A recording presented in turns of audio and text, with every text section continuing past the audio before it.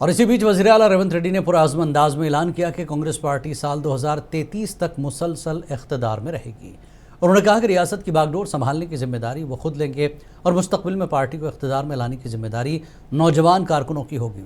रेवंत रेड्डी ने तारीख़ी पस मंज़र बयान करते हुए कहा कि 94 से 2004 तक तेलुगु देशम पार्टी इक़्तिदार में थी और 4 से 14 तक कांग्रेस ने हुकूमत की और 14 से 23 तक बीआरएस इक़्तिदार संभाला और 23 से 33 तक का दौर कांग्रेस का है।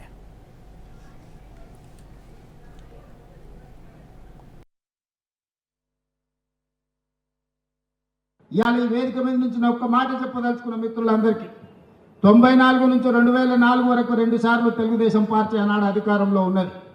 2004 నుంచి 2014 వరకు ఆనాడు కాంగ్రెస్ పార్టీ 2 సార్లు అధికారంలో ఉన్నది. 2014 నుంచి 2023 వరకు టీఆర్ఎస్ 2 సార్లు అధికారంలో ఉన్నది. 2023 నుంచి 2033 వరకు 10 సంవత్సరాలు కాంగ్రెస్ పార్టీ తప్పకుండా అధికారంలో ఉంటుంది. ఈ రోజు ఎవరెవరైతే పార్టీ కోసం పనిచేస్తారో ఈ 10 సంవత్సరాలలో మిమ్మల్ని కాపాడుకున్న బాధ్యత పార్టీ తీసుకుంటుంది. మీనాక్షి నటరాజన్ గారు తీసుకుంటారు. నేను 10 ఏళ్ళ అధికారాన్ని నడిపించే వరకు నేను బాధ్యత తీసుకుంటా. ఆ తర్వాత అధికారంలోకి తీసుకొచ్చి నడిపించాల్సిన బాధ్యత మీరందరూ తీసుకోవాలి. ఇవాళ రాబోయే స్థానిక సంస్థలలో నాయకుల ఎన్నికలు అయిపోయినాయి, ఎమ్మెల్యేలు ఎమ్మెల్సీలు. ఇప్పుడు కార్యకర్తల ఎన్నికలు రాబోతున్నాయి.